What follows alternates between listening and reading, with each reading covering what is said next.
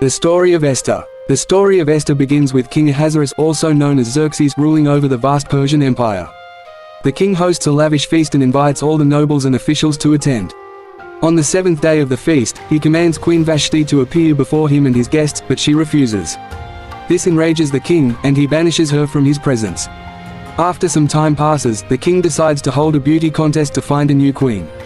Beautiful young women from throughout the empire are gathered in the palace, and the king chooses the one he finds most appealing. Esther, a young Jewish woman living in exile in Persia with her cousin Mordecai, is among those taken to the palace. Esther gains the favor of Haggai, the king's eunuch, and pleases the king, who crowns her queen. Mordecai discovers a plot by two of the king's officials, Bigthan and Teresh, to assassinate King Ahasuerus. Mordecai informs Esther, who tells the king, and the plot is foiled. The event is recorded in the king's chronicles.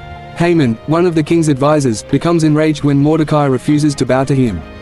Haman convinces the king to issue a decree that all Jews in the empire should be killed on the 13th day of the month of Adar. The king gives Haman the royal signet ring, authorizing the decree. When Mordecai learns of the decree, he mourns publicly, and Esther sends one of her attendants, Hathach, to learn more. Mordecai tells Hathach about the decree and asks Esther to intervene with the king. Esther hesitates, fearing that approaching the king without being summoned could mean her death.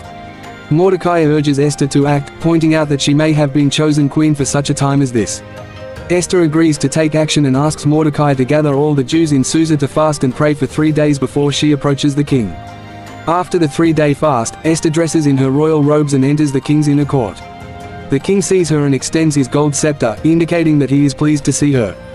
Esther invites the king and Haman to a banquet, where she promises to reveal her request. At the banquet, the king asks Esther about her request, and she asks him to attend another banquet the next day. Haman leaves the banquet proud but again enraged by Mordecai's refusal to bow. Haman's wife, Zeresh, suggests that he build a gallows to hang Mordecai, and Haman follows her advice. That night, the king cannot sleep and orders the royal chronicles to be read. He discovers that Mordecai's role in foiling the assassination plot has gone unrewarded. The king orders Haman to honor Mordecai by parading him through the city streets dressed in royal robes. The next day, at Esther's second banquet, the king again asks her about her request. Esther reveals that she is Jewish and that Haman's decree would mean her people's destruction. The king is enraged and orders Haman to be hanged on the gallows that Haman had built for Mordecai. The king gives Esther and Mordecai permission to issue a new decree allowing the Jews to defend themselves. On the 13th of Adar, the Jews fight back against their enemies, and Mordecai's decree is upheld. The Jews celebrate their victory with feasting and rejoicing. The story concludes with Mordecai becoming a high-ranking official in the king's court, and Esther continues to play a key role in protecting the Jewish people.